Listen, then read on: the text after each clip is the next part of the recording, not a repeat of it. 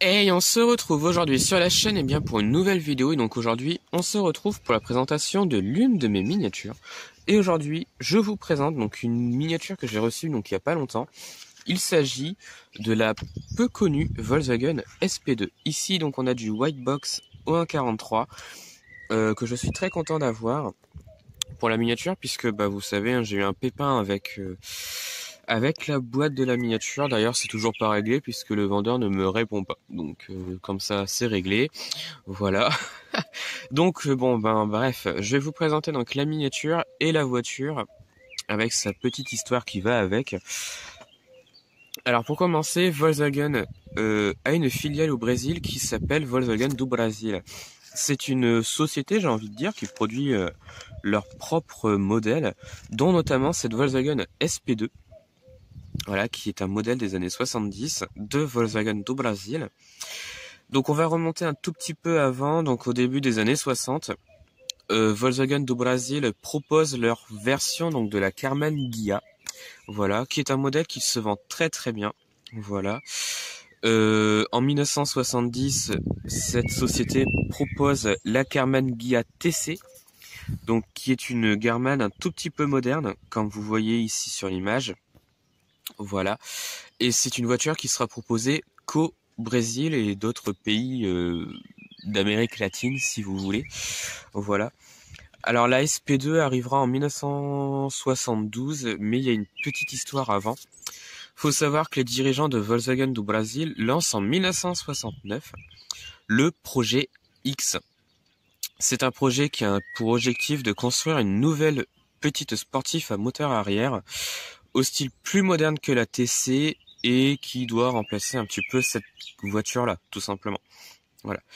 Ce projet donne naissance à la SP1 et à la SP2. Donc SP pour Sao Paulo, donc c'est la ville où sont produites les voitures. Voilà. Et donc la SP1 a un moteur 1600 qui développe 54 chevaux et la SP2 a un moteur 1700 qui développe donc 65 chevaux. Les voitures sont présentées à la foire de Hanovre en 1971. Voilà. Et donc la SP1 fut lancée donc en 72. Mais le problème c'est que la voiture fut un bide et seulement 162 voitures furent vendues, ce qui n'est pas énorme. Pourquoi elles sont pas vendues? Puisque tout simplement le moteur n'était pas assez puissant, c'était pas un bon moteur dans la voiture, et donc du coup ça a fait un flop, et la voiture fut remplacée donc par la SP2, voilà.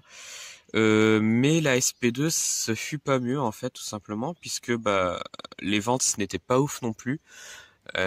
Elle déçoit beaucoup par rapport à la Karmann Ghia TC qui se vendra beaucoup plus et qui fut encore vendue à l'époque en même temps que la SP2. Donc c'est assez dommage, j'ai envie de dire. Et donc pour le coup, une SP3 fut pensée, voilà, une voiture qui serait plus puissante, donc 100 chevaux, voilà. C'est un projet qui fut étudié, mais malheureusement le projet fut stoppé, hein, tout simplement. Donc la SP3 ne sortira jamais. Et donc en même temps, la SP2, sa production fut arrêtée en 1976 avec 10 205 exemplaires produits, dont 670 exemplaires qui fut exportés pour l'Europe. Voilà. Mais c'est tout ce qu'il y aura donc de cette SP2. Et je trouve ça dommage, puisque c'est une voiture que j'aime beaucoup. Elle a un style qui change énormément par rapport à des Volkswagen classiques. Mais bon, voilà. Donc je vais vous présenter donc la voiture un peu plus en détail. Donc on va commencer par la face avant, qui je trouve est vraiment magnifique. On a le petit logo Volkswagen au milieu. Cette face avant là sera inspirée pour d'autres modèles Volkswagen qui arriveront par la suite. Voilà. Donc on peut voir qu'il y a vraiment pas mal de petits détails. Il n'y a pas de chrome sur cette miniature là, à part les rétros et les essuie-glaces, mais c'est tout ce qu'il y a. Voilà. Donc une face avant que j'aime beaucoup, avec vraiment pas mal de petits détails. Une face avant assez longue sur une Volkswagen, et ça je trouve que ça change. Voilà. Ensuite les côtés, donc avec une ligne assez longue, assez élancée, donc sur la face avant surtout. Un arrière que j'aime beaucoup également. Au niveau des roues et des enjoliveurs, je suis pas trop fan sur la miniature. Je trouve que ça fait trop plastique et j'aime pas forcément. On a des roues en gomme quand même sur la miniature et ça j'aime beaucoup. Voilà. Ensuite, l'arrière du véhicule, typique de la SP2 et de la SP1. Donc il n'y avait pas beaucoup de changements par rapport aux deux. C'était surtout le moteur. Donc ici on a des lignes que j'aime beaucoup donc sur l'arrière, les feux que j'adore en fait. Là on a des petites pièces qui sont représentées et j'aime beaucoup. C'est des feux arrière qui je crois sont inspirés des Porsche 911 de l'époque. Il me semble, j'avais lu ça quelque part. Voilà, donc pas mal de petits détails. On a un pot d'échappement qui sort également. On a de la tempographie avec ici Volkswagen SP2. Voilà. Ensuite, l'autre côté du véhicule, avec le rétroviseur côté conducteur. Voilà. Donc là, on a la couleur blanche de la SP2, donc couleur qui était proposée à l'époque.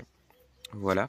Avec une vue à l'intérieur, typique des années 70. Alors, je ne sais pas si on va voir quelque chose sur la miniature. On va pas voir grand chose, malheureusement. Mais j'aime beaucoup cette face avant et l'intérieur surtout. Voilà.